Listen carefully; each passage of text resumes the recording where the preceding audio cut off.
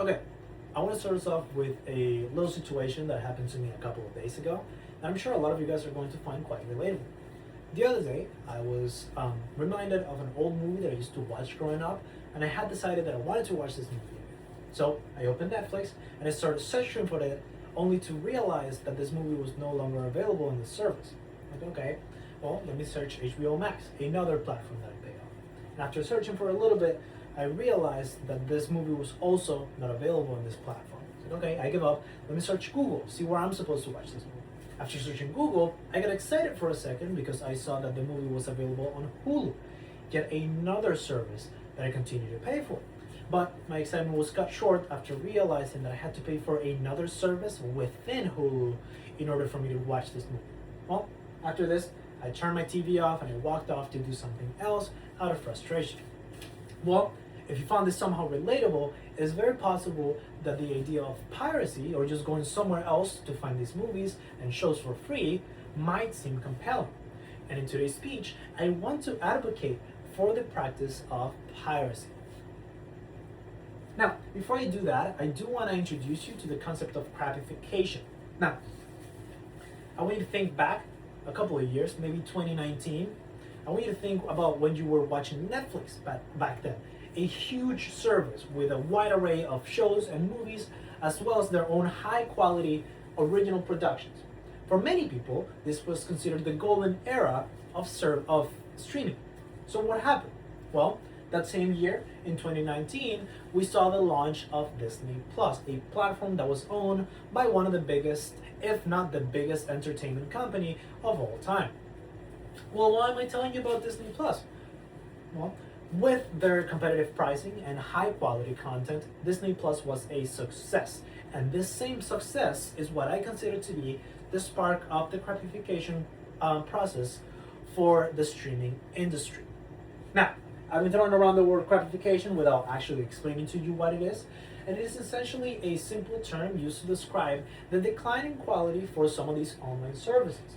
Now, this term was first popularized by a guy named Cory Doctorow, and he explains that crapification is a three-step process.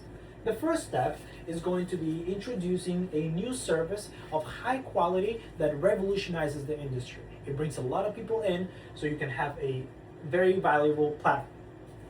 After a while, this high quality service is going to decline in order to satisfy business partners. We can see this in Netflix and Disney Plus with things such as the lowering quality of their original productions, as well as the addition of ad-based subscriptions.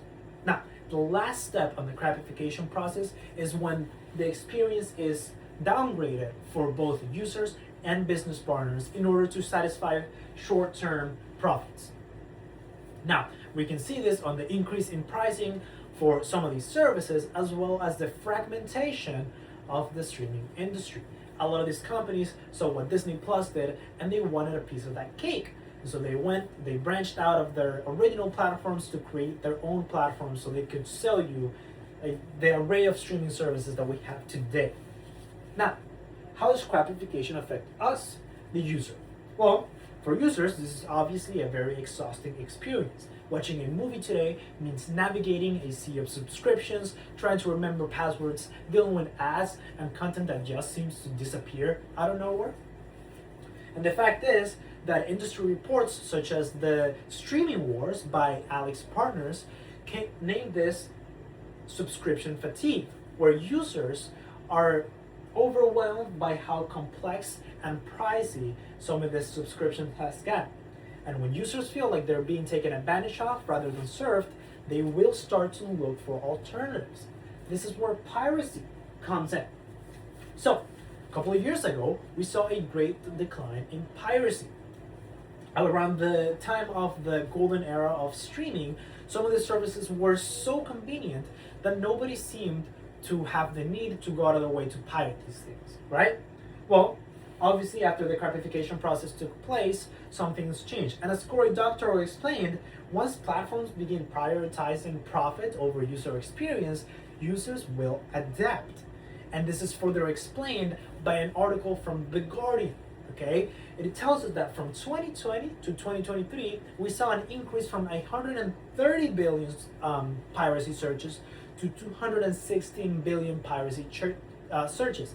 This is twice as many in the span of 3 years. In many cases, these piracy services are providing a smoother and more reliable option than the 20 services that you pay for do. So, can this be justified? Well, I will say that advocating for piracy does not mean that I am celebrating. The truth is, piracy is mostly a response to a broken system, and most users would be willing to pay for these services if only they were convenient enough. However, since they're not, piracy works more as a response to a system that is trying to take advantage of the users. So, let's talk about the future of this.